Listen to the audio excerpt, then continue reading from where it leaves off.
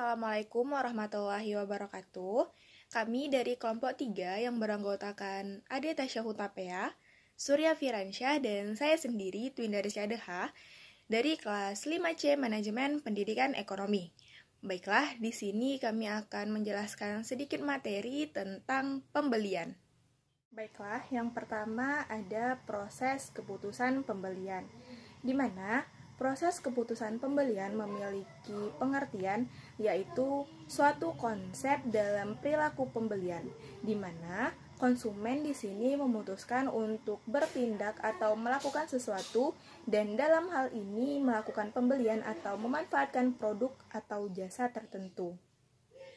Proses keputusan pembelian ini memiliki 5 tahapan. Pertama yaitu pengenalan masalah, pencarian informasi, evaluasi alternatif, keputusan pembelian, dan perilaku pasca pembelian. Yang dimana hal ini dimulai jauh sebelum pembelian aktual dilakukan dan memiliki dampak yang lama setelah itu. Proses pembelian bermula dari mengenali suatu kebutuhan. Kebutuhan ini dapat dipicu oleh suatu stimulus, di mana stimulus di sini ada 2, yaitu stimulus internal dan juga stimulus eksternal. Di mana stimulus internal ini dapat kita rasakan pada saat kita haus, lapar, dan lain sebagainya. Sedangkan stimulus eksternal dapat kita lihat dari saat kita melihat iklan. Kadang biasanya setelah kita melihat iklan, baru kita menyadari bahwa kita membutuhkan suatu barang tertentu. Selanjutnya, memilih alternatif terbaik dalam proses pembelian. Memilih alternatif terbaik adalah suatu langkah pengambilan dan keputusan seseorang pembeli untuk membeli atau tidak membeli yang dipengaruhi oleh faktor dan sosial. Tahap-tahap keputusan pembelian menurut Philip Kotler dan Gary Armstrong, yang pertama yaitu pengenalan kebutuhan. Di sini pembeli mengenali adanya masalah atau kebutuhan. Kebutuhan dapat dipicu oleh rangsangan internal dari dalam diri dan rangsangan eksternal dari lingkungan. Pada tahap ini pemasar perlu mengenal berbagai hal yang dapat menggerakkan kebutuhan atau minat tertentu konsumen. Dan yang kedua, pencarian informasi. Seseorang konsumen yang sudah tertarik mungkin mencari banyak informasi, dan ada juga yang tidak mencari informasi. Bila dorongan konsumen dan produk yang dapat memuaskan ada dalam jangkauan, konsumen memungkinkan akan membelinya. Dan yang ketiga, evaluasi alternatif. Pada tahap ini konsumen dihadapkan pada beberapa pilihan produk yang akan dibelinya. Untuk itu konsumen melakukan evaluasi terhadap barang mana yang benar-benar paling cocok untuk dibeli sesuai dengan kebutuhan dan keinginannya. Dan yang keempat yaitu keputusan membeli. Keputusan membeli merupakan tahap dari proses keputusan membeli, yaitu ketika konsumen benar-benar membeli produk. Dan yang kelima, tingkah laku pasca pembelian. Setelah membeli produk, konsumen akan merasa puas atau tidak puas terhadap barang yang dibeli.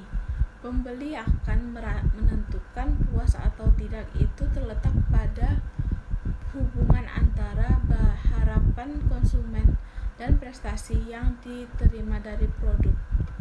C. Memilih sumber-sumber pembelian. Sebelumnya, sumber-sumber pembelian itu dipisah menjadi 2 bagian. Ada faktor intern dan ekstern. Berikut penjelasannya. Sumber-sumber pembelian intern antara lain pertama yaitu motivasi. Merupakan kebutuhan yang cukup menekan untuk mengarah seseorang mencari cara untuk memuaskan kebutuhan tersebut. Beberapa kebutuhan bersifat biogenik. Kebutuhan ini timbul dari suatu keadaan fisiologis tertentu, seperti rasa lapar, rasa haus, rasa tidak nyaman. Sedangkan kebutuhan-kebutuhan lain seperti psikogenik, yaitu kebutuhan yang timbul dari keadaan fisiologis tertentu, seperti kebutuhan untuk diakui, kebutuhan harga diri, atau kebutuhan diterima. 2. Belajar. Proses di mana seseorang memilih mengorganisasikan, mengartikan masukan informasi untuk menciptakan suatu gambaran yang berarti dari dunia ini. Sewaktu orang berbuat, mereka belajar. Belajar menggambarkan perubahan dalam perilaku seseorang individu yang bersumber dari pengalaman. 3. Kepribadian. Keputusan pembeli juga dipengaruhi oleh karakteristik pribadi seperti umur, tahapan daur hidup, pekerjaan, situasi ekonomi, gaya hidup seperti kepribadian dan konsep diri pembeli. Konsumsi seseorang juga dibentuk oleh tahapan siklus hidup keluarga. Pekerjaan mempengaruhi barang dan jasa yang dibelinya. Situasi ekonomi seseorang akan mempengaruhi pemilihan produk. Sumber-sumber pembelian ekstern antara lain yang pertama yaitu 1. Kebudayaan. Faktor budaya adalah salah satu pengaruh yang paling berdampak luas dalam perilaku konsumen. Contohnya saja seseorang konsumen yang sudah sangat cinta dengan kebudayaan bangsanya sehingga ia selalu menggunakan produk dalam negeri dan tidak mau menggunakan produk luar. 2. Kelompok sosial dan referensi. Pada umumnya konsumen sering meminta pendapat dari orang sekitar dan lingkungannya tentang produk apa yang harus dibeli. 3. Keluarga. Keluarga adalah organisasi pembeli konsumen yang paling penting dalam masyarakat. Keputusan pembelian keluarga tergantung pada produk, iklan, dan situasi. Para anggota keluarga dapat mempengaruhi dengan kuat terhadap perilaku membeli.